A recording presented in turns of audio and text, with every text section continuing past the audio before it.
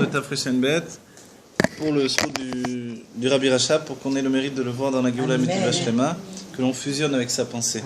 Vachetar, vous vous rappelez Nekuda, Kav, Shetar, 3 points essentiels, ce sont des généralités d'explication de la Chassidut. Nekuda, un point de départ. Kav, une ligne évolutive. Shetar, c'est un espace qui est construit. Voilà. Et maintenant, on a vu les 2 points de Nekuda, de Kav, et maintenant on arrive au Shetar. Vers Shetar, où donc l'espace qui a été construit, Kemo she'aorot mitlapshim bakelim. C'est comme les lumières qui s'habillent dans les réceptacles. Shenaasim beprinat or hachokma ve'or hachesed kefi maut hakelim. Et dès ce moment-là, les lumières se font selon la structure même du réceptacle. La lumière se fait comme la lumière de la chokma, c'est-à-dire du réceptacle de chokma, de sagesse. Le or, la lumière devient comme le réceptacle de bina, etc., etc. Ve'enam beprinat pshitut. Kemo aorot betzad atzmam, at shepoalim itavu debia, kefi ofen hakelim. Il dit quelque chose de très important. Et ces lumières ne sont pas dans un état de pshitut, de simplicité. C'est-à-dire que si elles étaient dans un état de simplicité absolue, elles n'auraient pas de structure. Mais elles ont ces lumières de base qui n'avaient pas de structure. A priori, ce ne sont pas les mêmes lumières qui sont en train de se répandre. Les lumières qui n'avaient pas de structure, elles se trouvent dans la Nekuda, dans le point de départ. Comme on a dit, la lumière telle qu'elle est à proximité de l'essence, avant qu'elle se répande dans le Chalal Apanoui, l'endroit vide pour que les mondes puissent exister. D'accord ? Donc la lumière se répand, et dans ce cas-là, elle est en train de créer un espace. Mais l'espace n'est pas encore créé. Qu'est-ce qui va créer l'espace ?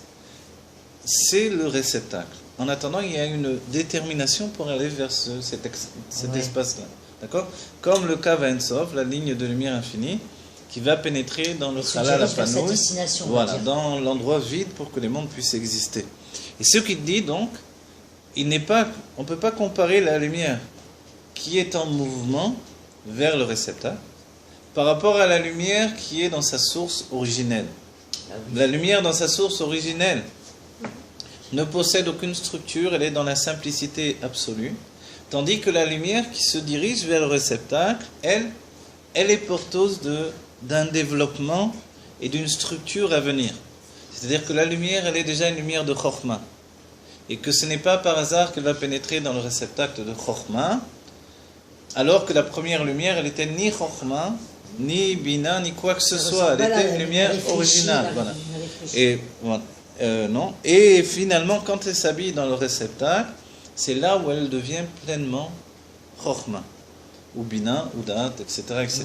C'est comme si nous-mêmes, si on le rapporte à nous-mêmes, il y a notre âme dans sa source divine absolue telle qu'elle était avant même de descendre pendant les 9 mois qui précèdent la naissance dans les mondes de la séparation. Elle était noyée dans l'infini du monde de Hatzilut, et finalement c'est comme si on n'existait pas tel qu'on existe aujourd'hui. On était dans un mouvement de simplicité. Je dis un mouvement parce qu'il y a déjà un mouvement qui fait qu'on est dans le monde de Hatzilut. Mais ce mouvement, c'est le mouvement de la lumière divine elle-même, qui n'est pas apparentée à une personnalité. D'accord ? Ensuite, quand la lumière, rentre dans les mondes de la séparation pour se diriger vers le corps, l'embryon qui est en train de grandir dans le ventre de la mère, alors la lumière prend déjà une définition. C'est la lumière de Rachel, c'est la lumière de Réhouven, c'est la lumière de Moshe. On ne peut pas dire que cette lumière, donc cette âme qui est en train de descendre, c'est la lumière de personne. Mais quand elle est en mouvement, comment elle se définit ? Parce que là, en mouvement, une lumière... Elle se définit parce que maintenant, ce mouvement désigne qu'elle est structurée, qu'elle est porteuse d'une structure. En vérité, c'est extrêmement profond. Je ne sais pas si, en même temps que je le dis, je me rends compte toutes les déterminations que ça occasionne, même pour ce que l'on a dit auparavant, en fait.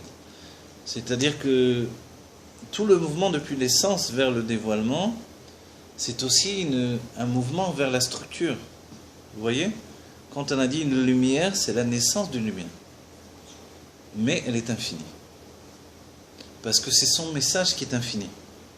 Mais elle est déjà venue au monde, dans un certain point, dans un certain niveau. Qu'est-ce qui fait qu'elle est déjà venue au monde ? C'est qu'elle s'est déjà séparée de l'essence. Et pourtant, elle fusionne encore, elle est collée à l'essence. Mais elle est comme une appendice de l'essence. Du moment qu'elle est comme une appendice de l'essence, elle porte en elle entre guillemets, si je peux dire, la réalité subjective qu'elle va entraîner dans, ouais, exactement, dans notre conscience. Vous voyez ce que ça veut dire? Parce que la finalité, c'est ça. Et quand on a accepté que le monde soit créé, chacun d'entre nous, on a projeté cette vérité à venir qui n'existait pas encore, qui n'était pas du tout une vérité. Et en fait, si on peut aller jusqu'au bout même des questions qui ont été posées auparavant, le mouvement même vers la construction de cette réalité à venir n'a jamais été interrompu. C'est seulement lorsqu'elle atteindra son but, ce mouvement. Vous ne croyez pas, c'est énormément de textes de Chassidut qui expliquent ça, du Rabbi en particulier. C'est écoutez bien, c'est le Kav Ein Sof qui vient du Reshimo. Il s'éloigne du Reshimo, a priori. Et où est-ce qu'il va? Il pénètre dans les Otiyot Arishim. Et on se dit, mais attends, je n'ai pas compris. Le Kav Ein Sof, il vient du Reshimo, il rentre dans le Reshimo. Quel est ce mouvement? On connaît en fait, on a vu dans l'histoire du peuple juif cette même situation. On a traversé la mer pour revenir du même côté. Attends, mais entre guillemets, j'hallucine quoi. On est parti là-bas pour venir là. Oui, mais là-bas et là, c'est pareil. Je veux dire, c'est. D'accord, ok. C'est le prolongement. Ok, mais comprenez bien qu'en vérité, quand même, on est rentré dans la mer pour rentrer dans la mer. Pas pour arriver de l'autre côté. C'est ça l'enseignement. On est rentré dans la mer parce que c'était Alma d'Id Kassia. Et que nous, on venait d'Alma d'Idgalia. On venait d'un monde dévoilé, qui n'était pas le véritable monde, et on est rentré dans le véritable monde qui est un monde caché. Un monde caché, qui vit avec nous à côté de ce monde dans lequel on vit. On est allé voir, à ce moment-là, on dit qu'il y a un instant de Géoula dans la traversée de la mer qui dépasse tout ce qu'on a pu connaître. Et pourtant, là, on dit Rata Shifra Layam. La servante a vu dans la mer ce que n'a pas vu Gadol HaNeviim ou Yecheskel Ben Bouzi, qui a dévoilé la mer Kava. Donc, même Moshe, a priori, n'avait pas vu ça. Mais pourquoi il est resté une chifra? De là, ça nous enseigne ce que nous dit le Rabbi. La Gola, elle reste Gola même dans la Géoula. Simplement, elle a vu le Aleph. Vous voyez? Elle a vu le Aleph, et forcément, elle était transformée quand elle a vu le Aleph. Oui, mais moi, il n'y avait pas de travail. Il n'y avait pas de travail, tout était d'en haut. Façon, la différence avec aujourd'hui, c'est que nous, personne ne va nous ouvrir la mer, il n'y a personne qui va nous ouvrir la mer. Si on n'ouvre pas la mer nous-mêmes, personne ne va nous ouvrir. Vous comprenez? Si on veut retourner en Égypte, on y retourne. C'est le véritable travail. C'est ça la véritable question. Si vous voulez. Donc, maintenant, bravo, là, chaque question, chaque point de vue, c'est un cours à part entière. Maintenant, vous avez compris tout ce qu'on dit ici, c'est merveilleux, comme toujours dans le Rabbi Rachab.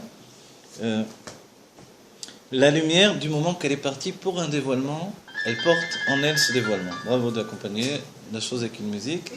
Elle porte avec elle son dévoilement. Et ça, c'est extraordinaire. D'accord? Et pour nous, c'est un enseignement, même au niveau psychologique, humain, etc.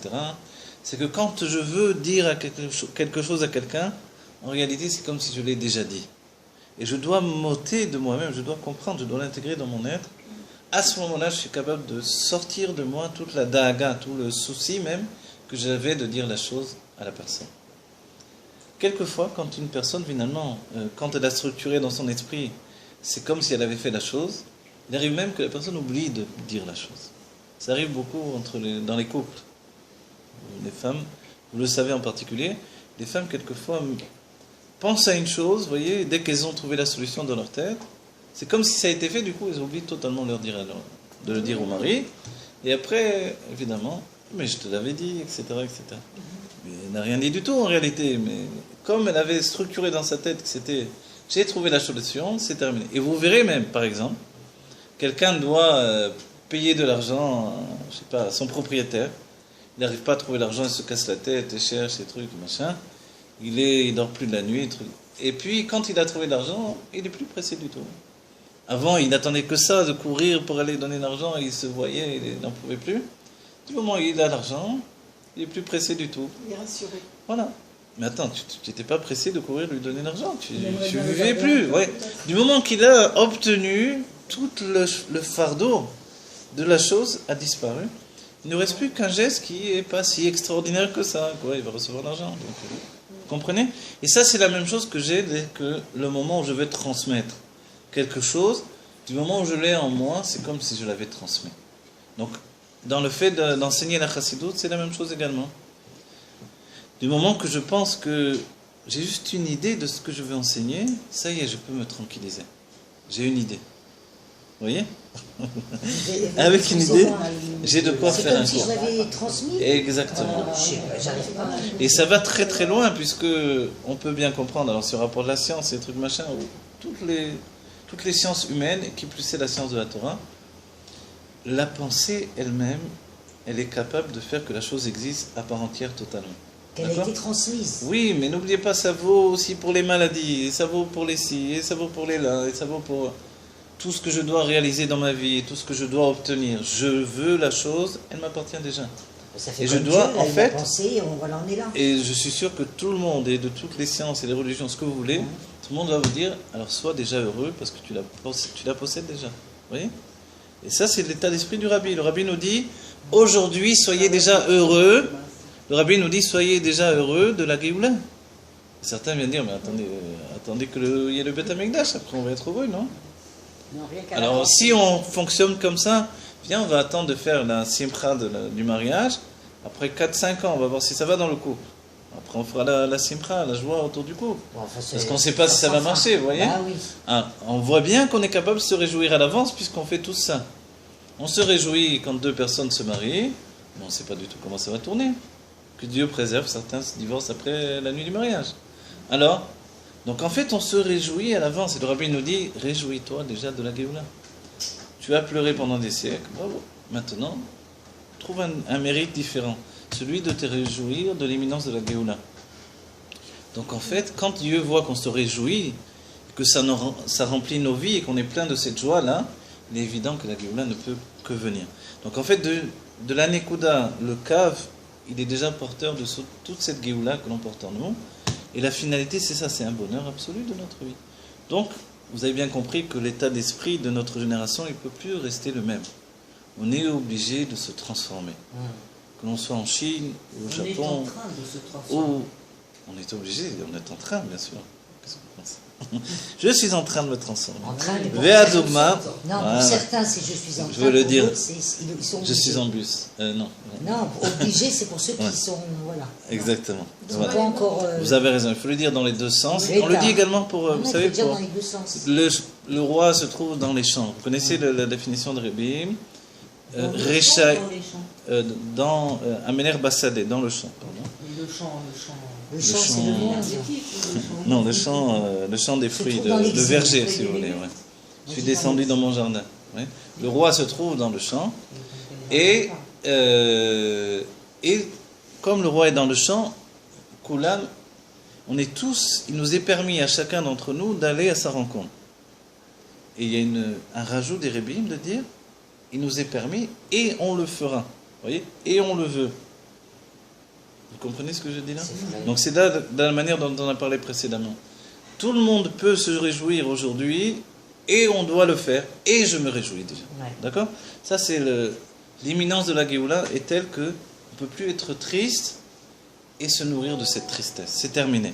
Aujourd'hui, on doit se nourrir d'une joie indéfinie, absolue. Voilà, on va juste donner un peu de texte. Amen. Vena meprinat pshitut. Pourquoi on a dit tout ça? Parce que dès que les lumières sont en route pour les réceptacles, elles prennent déjà la nature des réceptacles en réalité. Et ça c'est extraordinaire. Ve'ashetar ou kemoshe aoron mitlapshim bakelim, shinasim prinat or ha-chochma ve'or ha-chesed kefi ma'ut ha-kelim. Ve'enam beprinat pshitut kemo ha-orod mitzad atzmam ad shepoalim itavu debiya kefi ofen ha-kelim. C'est pour ça que vous savez la différence entre le monde de Bria, Yetzira, Asiya et le monde de Hatzilut, c'est pas dans la lumière elle-même, c'est dans le réceptacle. Dans la perception. Voilà, dans la perception, donc la réception, même on peut dire, du réceptacle. Oui, comme un verre.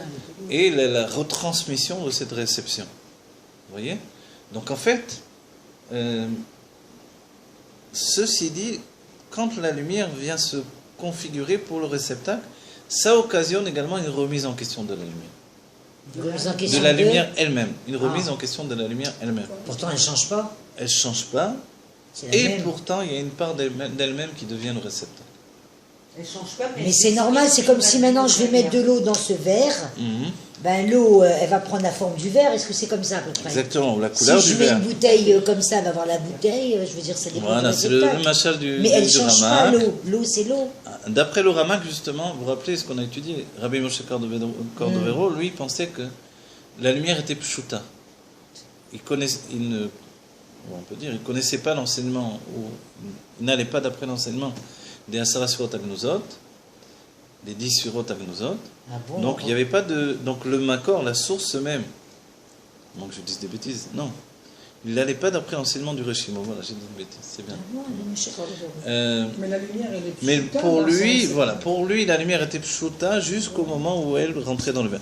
Mais imaginez-vous maintenant, si on va d'après l'exemple, Bah que oui. ce verre de café n'est qu'un café que parce qu'il y a écrit café sur le café. Je veux dire, mais tu délires un peu, non? Non, c'est vrai? C'est pas un verre de café parce que je l'ai mis dans un verre de café, dans Mais une tasse non, de café. bah, on le sait ça. Ah, on le sait, mais vous Mais voyez non, que grave. vous voyez, ça porte à discussion. Ah. Alors maintenant, vous parlez de la nature du Ah. contenant. Ouais, du contenant, bravo, la nature Bah du oui. contenant, voilà. Donc, c'est sur la nature du contenant. Le conscient et le subconscient. Voilà. La nature du contenant par rapport au contenu, qu'est-ce qui fait la nature du contenu? Est-ce que c'est le contenant? Ou est-ce que le contenu a une nature? Donc c'est pour ça que je vous dis ça avec le café. Désolé, mais le café Non, qui est il y a dans mon pas de verre, nature. si mon café est dans un verre d'eau, ça reste un verre de café quand même, désolé. Bêtard. Oui. Bah oui. Ah, là je vous ai objecté toute la technique, toute Oui. l'idée. Alors le Rabbi Rachab, c'est ce qu'il nous fait en nous disant, mais non, dans les Asara Surot Agnozot, il y a déjà 10 Sfirot, donc il y a déjà 10 natures de Sfirot. Donc c'est, puisqu'elles sont appelées des Sfirot, c'est-à-dire qu'il y a Chokhmah, Bina, Dat, Chesed. D'accord, et là. Oui.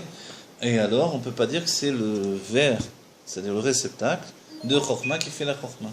Comprenez? Et ça, c'est d'une importance, on va dire, capitale pour la compréhension de la Kabbalah. Vadugma Kemo, il nous donne un exemple. Aorod metzad atzmam, ad shepoalim itavu debiya, kefi ofen hakelim, vadugma bazé yesh loma, kemo ba'atzilut rucho shel Moshe l'askenim. Il nous donne l'exemple. Quand Moshe Rabbeinu, vous vous rappelez l'épisode de la viande, le peuple juif, malgré qu'ils avaient du bétail à profusion, ils viennent pleurer chez Moshe, on veut de la viande.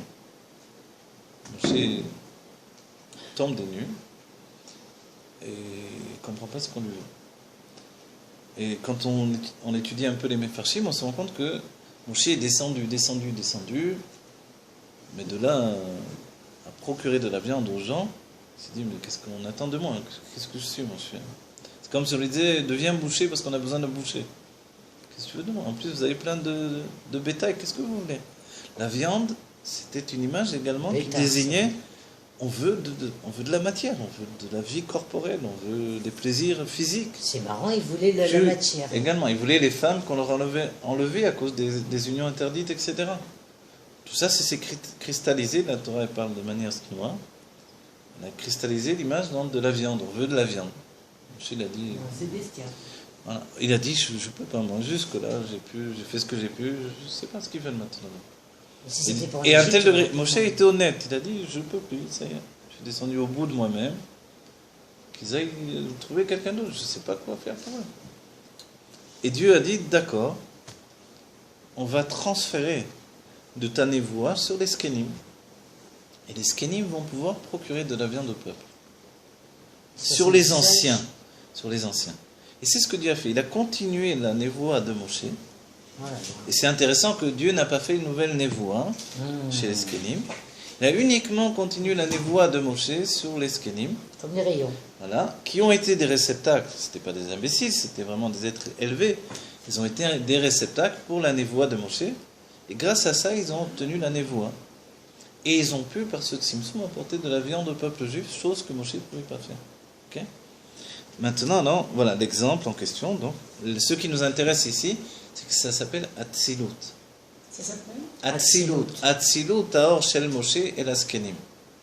L'émanation de la lumière de Moshe chez les anciens. Le mot Atzilut, il veut dire émanation. Vous voyez? Aya yechol yot ashpat abasa. Vous voyez? Are al-yedei shenar al-askenim. Grâce au fait que la lumière de Moshe a pu résider sur les anciens, Aya yechol yot ashpat abasar, il y a pu avoir l'influence de viande pour le peuple juif. Cette matérialité qui, comme quelqu'un qui dit j'ai besoin de faire à l'âge. Oui. Les Israéliens ils sont fous de ça. Vous passez dans la rue, ça sent la neige de partout, vous avez envie de manger de la viande, d'accord? Et Moshe vous dit qu'est-ce que tu veux de moi? Je suis pas un marchand de viande. Alors, oui. Ils ont tiré d'eux parce que des sacrifices, hein. Alors, un peu, hein, non, à ce moment-là, c'était pas exactement comme ça, parce que vraiment, ils voulaient du plaisir humain, animal, on va dire, de l'âme animale, Bekitso. Ils voulaient le plaisir de l'âme animale, du plaisir vraiment abandonner, s'abandonner, pas être toujours un tzaddik, un bénoni. Même Abraham et les autres, ils adoraient la Isha. Alors, c'est marrant. Non, mais c'est écrit dans la Torah. Alors, écoutez bien. וזה שכתוב וצלתי מן הרוח אשר עליך ושמתי עליהם שיש בזה בית דברים אצילות רוחו של משה ומה שנח על הזקנים. Et le Rabbi Rachab précise, il y a dans ce fait-là deux éléments. La continuation de la lumière de Moshe et le fait qu'elle réside dans les Skelim. C'est deux états. Le Kav, dont on a parlé, donc le fait que la lumière se répand, et le fait qu'elle réside sur les Skelim. Ce sont deux éléments qu'il a fallu faire. D'accord? ראינו דבאצילות רוחו של משה לבד, הגם שזהו ירידה ומדרגה, לא היה אפשר להיות עדיין השפעת הבשר, כי אם על ידי שנח על הזקנים שהיו בעין הרוע לגבי משה. C'est-à-dire que même si Dieu avait déjà sorti la lumière de Moshe de son être, ça ne suffisait pas pour entraîner le fait que le peuple juif reçoive la viande. Il a fallu que ça réside dans les skenim qui étaient tellement bas par rapport à Moshe, même s'ils étaient extrêmement élevés par rapport à nous, ils étaient extrêmement bas par rapport à Moshe.